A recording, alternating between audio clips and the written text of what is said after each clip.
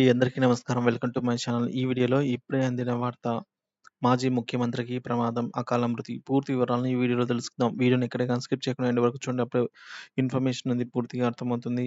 అలాగే వీడియో చూస్తున్నవారు వీడియోకి ఒక లైక్ చేయండి. ఇంకా ఆలస్యం చేయకుండా మనం వీడియోలోకైతే వెళ్ళిపోదాము. ఫ్రెండ్స్, ఇక విషయానికొచ్చినట్లయితే మేఘాలయ మాజీ ముఖ్యమంత్రి సోలెంగ్ సిమార్క్ 82 సంవత్సరాలండి. ఆయన శుక్రవారం కన్నుమూశారు. ఈ సీనియర్ కాంగ్రెస్ నాయకుడు వృద్ధాప్య సమస్యలతో బాధపడుతూ తురా సివిల్ హాస్పిటల్‌లో చికిత్స పొందుతూ తుదిశ్వాస విడిచారు. ఇక సాలెన్స్ 2 సార్లు ముఖ్యమంత్రి పదవినైతే నిర్వహించి ఉన్నారు. 1993లో 5 సంవత్సరాల పదవీ కాలాన్ని పూర్తి చేసుకున్నారు మొదటి ముఖ్యమంత్రిగా.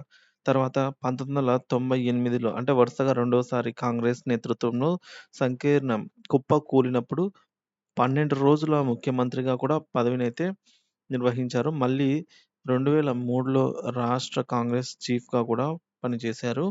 మాజీ ముఖ్యమంత్రి మృతికి నివాళులర్పించేందుకు రాష్ట్ర ప్రభుత్వం 3 రోజుల పాటు సంతాప దినాలను ప్రకటించింది. ఇక మురక్ మృతి పట్ల అయితే ముఖ్యమంత్రి కన్రాడ్ కన్రాడ్ కె. సంగ్మా సంతాపం ప్రకటించారు. మాజీ సీఎం సాలెంగ్ సిమార్క్ మరణవార్త తెలిసి చాలా బాధపడ్డాను. మేఘాలయ అభివృద్ధికి ఆయన చేసిన కృషి ఎప్పటికీ గుర్తు ఉండిపోతుంది. ఆయన కుటుంబ సభ్యులకు, ఆత్మీయులకు నా ప్రగాఢ సానుభూతి అని తెలియజేయడం జరిగింది. ఆయన ఆత్మకు శాంతి కలగాలని ఎక్స్ వేదికగా అయితే పోస్ట్ చేశారు. ఏఐసీసీ చీఫ్ మల్లికార్జున్ ఖార్గే కూడా మారక్ మృతికి సంతాపం తెలిపారు.